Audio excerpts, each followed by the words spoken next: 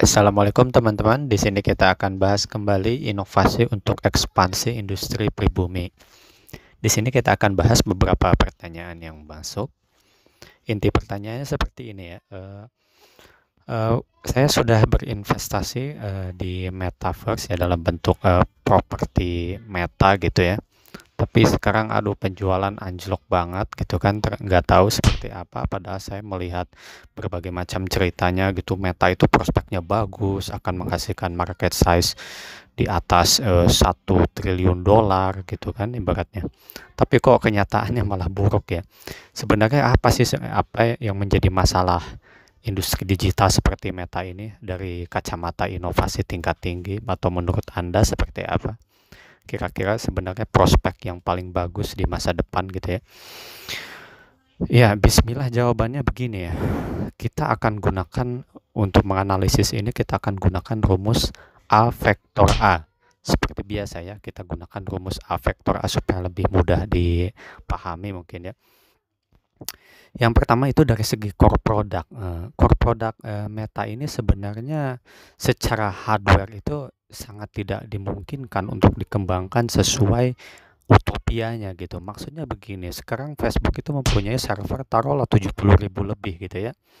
Sementara untuk segi grafis Meta itu harus dikembangkan minimal 20 kali lipatnya, server ditingkatkan 20 kali lipat dari 70.000 lebih server.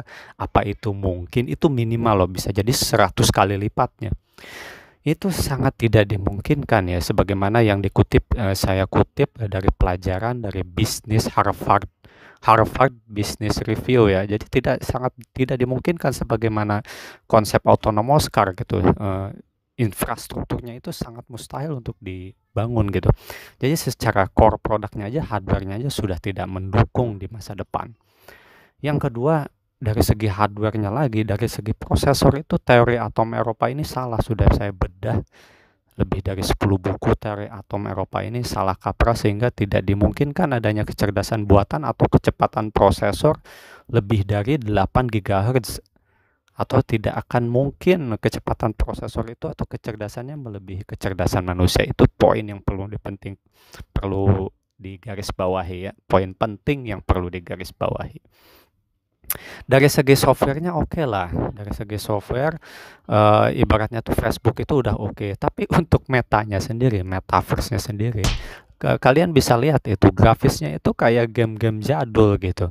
Orang mana tertarik dengan seperti itu, kecuali grafisnya itu 3 dimensi seperti apa, ibaratnya makhluk nyata gitu, kelihatannya kayak game Final Fantasy dan seterusnya. Mungkin orang akan lebih tertarik, tapi masalahnya tadi balik lagi ke hardware-nya. Secara server itu tidak mungkin untuk dilakukan karena minimal 100 kali lipat gitu kan. Nah, itu dari segi aktualnya. Kemudian kita dari segi augmentednya, pelayanannya. Kalian bisa lihat pelayanan di metaverse ini tidak mungkin 100% aman. Yang pertama aman, keamanannya sangat buruk. Yang kedua, regulasi di sana kayak gimana itu? Tidak ada undang-undang. Yang ketiga, ibaratnya itu dari segi pelayanan itu gimana dapat memberikan pelayanan yang baik kalau di sana tidak ada kontrol yang benar-benar dari segi keamanan datanya. Taruhlah sesuai ISO 27001 tentang keamanan data, tidak ada.